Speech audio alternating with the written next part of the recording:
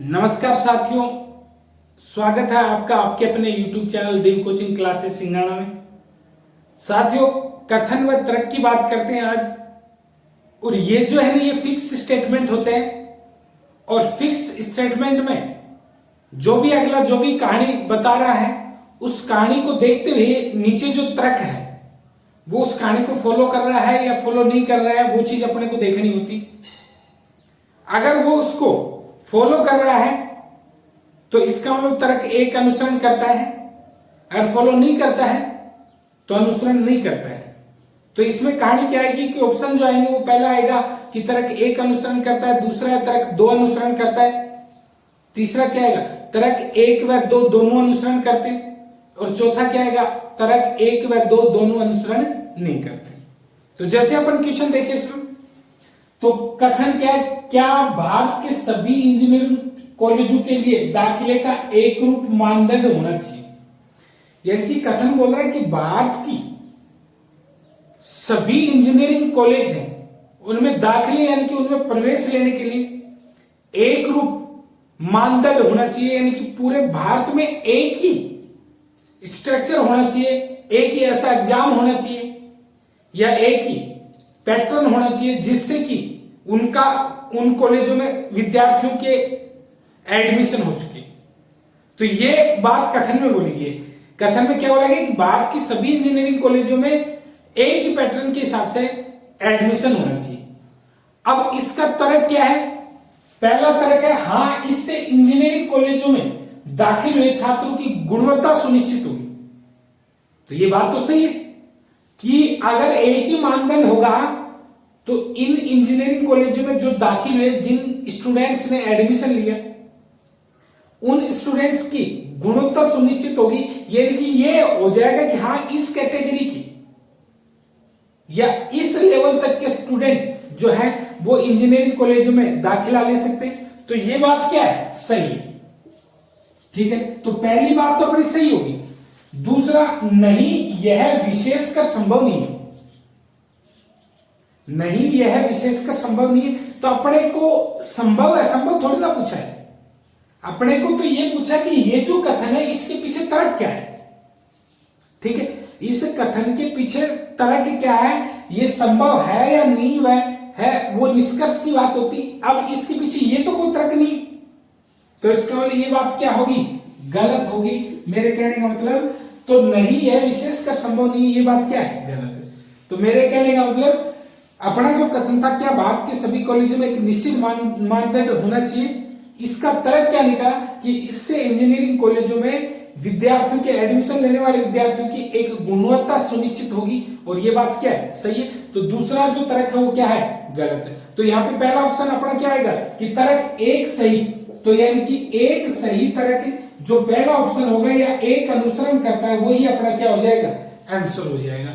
और इस तरीके से अपना एक अंक का जो क्वेश्चन है या एक क्वेश्चन अपना क्या हो जाएगा? सही हो जाएगा। अगले क्वेश्चन यहाँ पे कथन है, क्या सरकार को लाभ कमाने के लिए सरकारी उपक्रमों में अपने एक बड़े हिस्से को बेच देना चाहिए?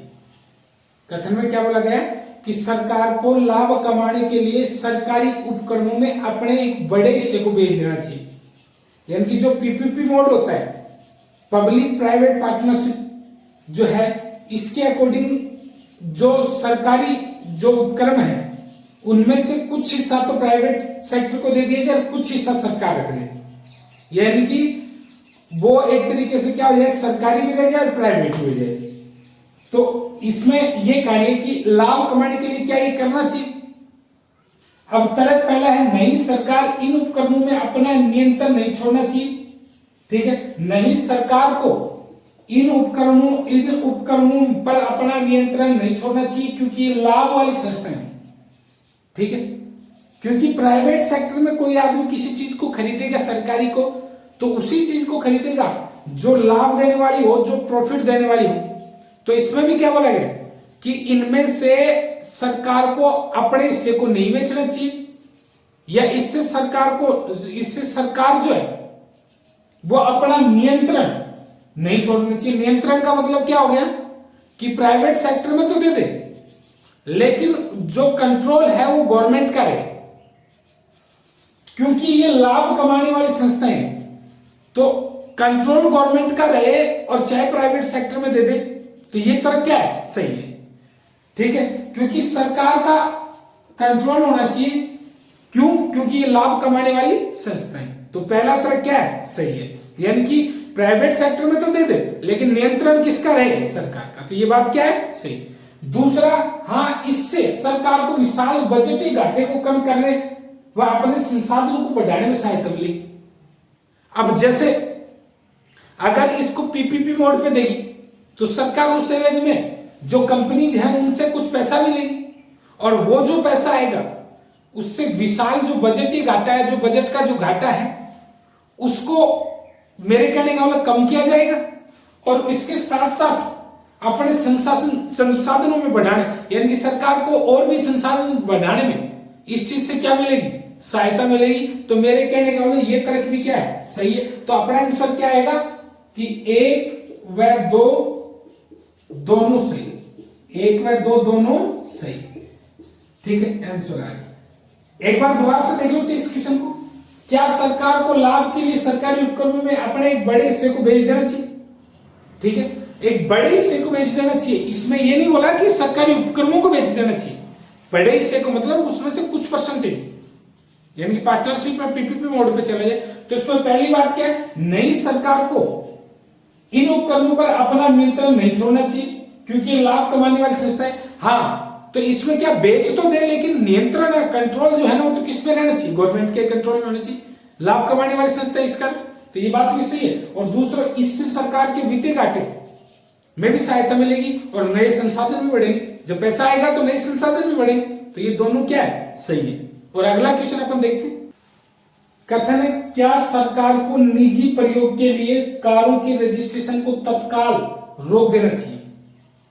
यानी कि जो निजी प्रयोग, यानी कि जो पर्सनल गाड़ी है, पर्सनल कार है, उनके रजिस्ट्रेशन को तत्काल रोक देना चाहिए। ये कथन में कि सरकार को क्या निजी प्रयोग के लिए जो कार है, जो पर्सनल कार जो हैं, उनके रजिस्ट्रेशन को तुरंत रोक देना चाहिए।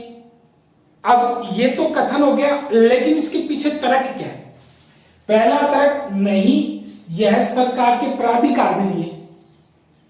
तो ये तर्क तो भाई गलत हो गया, क्योंकि ऐसी कोई चीज ही नहीं है कि जो सरकार के प्राधिकार में नहीं हो, सरकार चाहे वो नहीं कर सकती। यानी कि जो सरकार की जो अधिकार निश्चित है, तो इस चीज को रोक सकती है सरकार। सरकार चाहे तो इनके रजिस्ट्रेशनों को क्या कर सकती है, रोक सकती है। अब इसमें क्या बोला गया कि नहीं, यह सरकार के प्राधिकार में नहीं है, तो ये बात तो क्या होगी, गलत होगी। तो इसका पहला जो तर्क है वो क्या हो गया, गलत हो गया। दूसरा, इससे सड़कों पर भीड़ में तुरंत कमी हो जाएगी। तो मेरे कहने का मतलब सड़कों पर भीड़ में तुरंत कमी हो जाएगी, ये भी नहीं है। क्योंकि आज निजी कारों के रजिस्ट्रेशन को रोका जाएगा तो इसका मतलब पहले से जो निजी कारें चल रही थी वो तो चलेंगी, और इसके अलावा और भी जो साधन है वो भी चलेंगे। तो इसका मतलब भीड़ में तो कमी नहीं होगी। हाँ, भीड़ पे थोड़ा बहुत क्या होगा, प्रभाव पड़ सकता है, लेकिन भीड़ में कमी नहीं होगी। तो इसका मतलब ये भी क्या है, गलत है। तो मेरे कहने का मतलब 1 व 2 दोनों गलत। एक बार दोबारा से देख सकते हो जी। क्या सरकार को निजी प्रयोग के लिए कारों के रजिस्ट्रेशन को तत्काल रोक देना चाहिए, ये कथन था। और पहला था कि ये सरकार के प्राधिकार में नहीं है, तो ये बात क्या है, गलत है, क्योंकि सरकार के अधिकार में था। क्योंकि रजिस्ट्रेशन कौन करवाती, गवर्नमेंट करवाती। अगला, इससे सड़कों पर भीड़ में तुरंत कमी होगी, ये बात भी गलत है। क्यों? क्योंकि मेरे कहने का मतलब जो पहले से जो निजी कार चल रही थी वो भी चलेंगी, इसके अलावा और भी साधन चलेंगे। तो भीड़ में हाँ कुछ % कमी हो सकती है, लेकिन एकदम से कमी नहीं हो जाएगी। तो इस तरीके से कथन में तर्क वाले क्वेश्चनों को कर सकते हैं। जो क्वेश्चन आपको नहीं है उस क्वेश्चन को नीचे कमेंट बॉक्स में डालें और वीडियो को ज्यादा से ज्यादा दोस्तों में शेयर करें और पूरे वीडियो को देखें।